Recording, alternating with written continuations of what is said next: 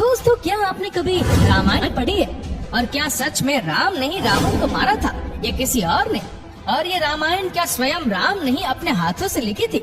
आइए जानते हैं इन सब सवालों के जवाब आज की इस वीडियो में। रामायण का हिंदू धर्म में एक विशिष्ट स्थान है। मनुष्य जाति के जीवन और उनके कर्मों का विशेष प्रकार से रामायण में विवरण दिया गया है। इसमें भगवान राम और माता सीता के जन्म एवं जीवन यात्रा का वर्णन है। हम में से अधिकांश लोगों को रामायण की कहानी पता है, लेकिन इस महाकाव्य से जुड़े कुछ ऐसे भी रहस्य हैं जिनके बारे में लोगों को जानकारी नहीं है। आज हम आपके सामने रामायण से जुड़े ऐसे ही 10 रहस्यों को उजागर करेंगे। ऐसा माना जाता है कि मूल रामायण की रचना ऋषि वाल्मीकि द्वारा की गई थी, लेकिन कई अन्य संतों और वेद पंडितों जैसे तुलसीदास, संत एकनाथ इत्यादि ने भी इसके अन्य संस्करणों की भी रचना की है। हालांकि प्रत्येक संस्करण में अलग अलग तरीके से कहानी का वर्णन किया गया है, लेकिन मूल रूप रेखा एक ही है। नंबर 1, रामायण के हर एक 1000 श्लोकों के पहले अक्षर से गायत्री मंत्र बनता है। दोस्तों, गायत्री मंत्र में 24 अक्षर होते हैं और वाल्मीकि रामायण में 24,000 श्लोक। रामायण के हर एक 1000 श्लोक के बाद आने वाले पहले अक्षर से गायत्री मंत्र बनता है। ये मंत्र इस पवित्र महाकाव्य का सार है। गायत्री मंत्र को सर्वप्रथम ऋग्वेद में उल्लेखित किया गया था। नंबर 2, क्या राम और उनके भाइयों की एक बहन भी थी? श्री राम के माता पिता एवं भाइयों के बारे में तो हम सभी जानते हैं, लेकिन बहुत कम लोगों को ये मालूम है कि राम की एक बहन भी थी जिनका नाम शांता था। वो आयु में चारों भाइयों से काफी बड़ी थी। उनकी माता कौशल्या थी। ऐसे मान्यता है कि एक बार अंग देश के राजा रोमपद और उनकी रानी वर्षिणी अयोध्या आए हुए थे। उनको कोई संतान नहीं थी। बातचीत के दौरान राजा दशरथ को जब ये बात मालूम हुई तो उन्होंने कहा कि मैं अपनी बेटी शांता आपको संतान के रूप में दूंगा। ये सुनकर रोमपद और वर्षिणी बहुत खुश हुए। उन्होंने बहुत ही लाड़ प्यार से शांता का पालन पोषण किया और माता पिता के सभी कर्तव्य निभाए। नंबर 3, श्री राम विष्णु के अवतार है, लेकिन उनके अन्य भाई किसके अवतार थे? राम को भगवान विष्णु का अवतार माना जाता है, लेकिन क्या आपको पता है कि उनके अन्य भाई किसके अवतार थे? लक्ष्मण को शेषनाग का अवतार माना जाता है, जो क्षीर सागर में भगवान विष्णु का आसन है, जबकि भरत और शत्रुघ्न को क्रमशः भगवान विष्णु द्वारा हाथों में धारण किए गए सुदर्शन चक्र और शंख शैल का अवतार माना जाता है। नंबर 4, सीता के स्वयंवर में प्रयोग हुए भगवान शिव के धनुष का नाम क्या था? हम में से बहुत से लोगों को पता है कि राम का सीता से विवाह एक स्वयंवर के माध्यम से हुआ था। उस स्वयंवर के लिए भगवान शिव के धनुष का इस्तेमाल किया गया था, जिस पर सभी राजकुमारों को प्रशंसा चढ़ानी थी। लेकिन बहुत कम लोगों को पता होगा कि भगवान शिव के उस धनुष का नाम पिनाक था। नंबर 5, 14 वर्षों तक जागते रहे लक्ष्मण। ऐसा माना जाता है कि वनवास के 14 वर्षों के दौरान अपने भाई और भाभी की रक्षा करने के उद्देश्य से लक्ष्मण कभी सोते नहीं थे। इसी कारण उन्हें गुदाकेश के नाम से भी जाना जाता है। वनवास की पहली रात को जब राम और सीता सो रहे थे तो निंद्रा देवी लक्ष्मण के सामने प्रकट हुई। उस समय लक्ष्मण ने निंद्रा देवी से अनुरोध किया कि उन्हें ऐसा वरदान दे कि वनवास के 14 वर्ष के दौरान उन्हें नींद न आए और वो अपने प्रिय भाई और भाभी की रक्षा कर सके। तो निंद्रा देवी इस बात पर प्रसन्न होकर बोली कि अगर तुम्हारे बदले अगर कोई 14 वर्षों तक सोए तो तुम्हें ये वरदान प्राप्त हो सकता है। इसके बाद लक्ष्मण की प्रार्थना पर निंद्रा देवी लक्ष्मण की पत्नी और सीता की बहन उर्मिला के पास पहुंची और उर्मिला ने लक्ष्मण के बदले सोना स्वीकार कर लिया और वो पूरे 14 वर्षों तक सोती रही। नंबर 6, राम, सीता और लक्ष्मण वनवास के समय किस जंगल में रुके थे? हम में से अधिकांश लोगों को पता है कि राम, लक्ष्मण और सीता ने कई साल वन में बिताए थे, लेकिन कुछ ही लोगों को उस वन के नाम की जानकारी होगी। उस वन का नाम दंडकारण्य था, जिसमें राम, सीता और लक्ष्मण अपना वनवास बिताया था। ये वन लगभग 35,600 वर्ग मील में फैला हुआ था, जिसमें वर्तमान छत्तीसगढ़, ओडिशा, महाराष्ट्र और आंध्र प्रदेश के कुछ हिस्से शामिल थे। उस समय यह वन सबसे भयंकर राक्षसों का घर माना जाता था, इसीलिए इसका नाम दंडकारण्य था, जहाँ दंड का अर्थ सजा देना और अरण्य का अर्थ वन होता है।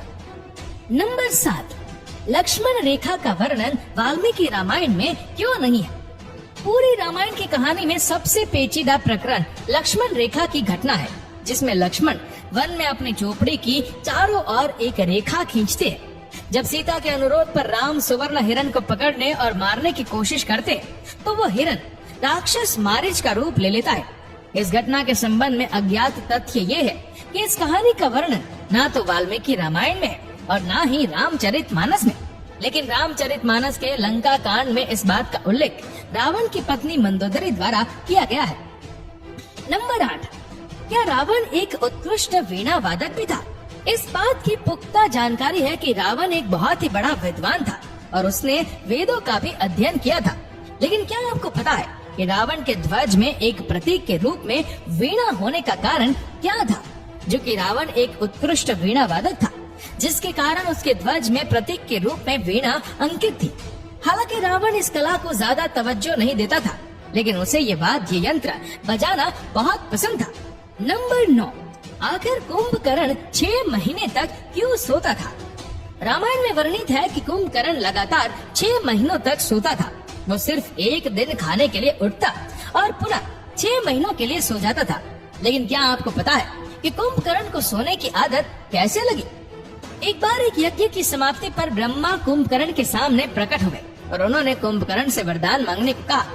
ये देखकर इंद्र को ये डर सताने लगा कि कहीं कुंभकर्ण वरदान में इंद्रासन ना मांग ले। इसलिए इंद्र ने देवी सरस्वती से अनुरोध किया कि वो कुंभकर्ण की जिह्वा पर बैठ जाए, जिससे वो इंद्रासन के बदले निंद्रासन मांग ले। इस प्रकार इंद्र की ईर्ष्या की वजह से कुंभकर्ण को सोने का वरदान प्राप्त हुआ।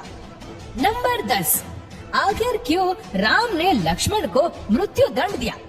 रामायण में वर्णित है कि श्री राम ने ना चाहते हुए भी जी जान से प्यारे अपने छोटे भाई लक्ष्मण को मृत्यु दंड दे दिया था। आखिर क्यों भगवान राम ने लक्ष्मण को मृत्यु दंड दिया था? ये घटना उस वक्त की है जब श्री राम लंका विजय के बाद अयोध्या लौट आए थे और अयोध्या के राजा बन गए थे। एक दिन यम देवता को कोई महत्वपूर्ण चर्चा करने के लिए श्री राम के पास आना था और चर्चा आरंभ करने से पहले उन्होंने भगवान राम से कहा कि आप मुझे वचन दे कि जब तक मेरे और आपके बीच वार्तालाप होगा हमारे बीच कोई नहीं आएगा और जो आएगा उसे आप मृत्यु दंड देंगे। इसके बाद राम लक्ष्मण को ये कहते हुए द्वारपाल नियुक्त कर देते हैं कि जब तक उनकी और यम की बात हो रही है वो किसी को भी अंदर न आने दे, अन्यथा वे उसे मृत्यु दंड दे देंगे। लक्ष्मण भाई की आज्ञा मानकर द्वारपाल बनकर खड़े हो गए। लक्ष्मण को द्वारपाल बने कुछ ही समय बीतने के बाद वहाँ पर ऋषि दुर्वासा का आगमन होता है। जब दुर्वासा ने लक्ष्मण से अपने आगमन के बारे में श्री राम को सूचित करने के लिए कहा तो लक्ष्मण ने विनम्रता के साथ मना कर दिया। इस पर दुर्वासा क्रोधित हो गए तथा उन्होंने संपूर्ण अयोध्या को श्राप देने की बात कही।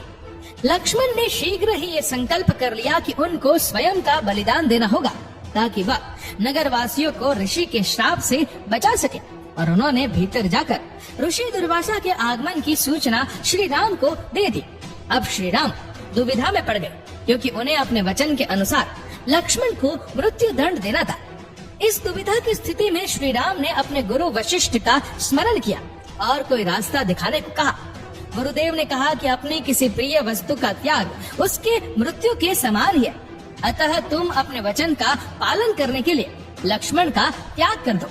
लेकिन जैसे ही लक्ष्मण ने ये सुना तो उन्होंने राम से कहा कि आप भूल कर भी मेरा त्याग नहीं करना।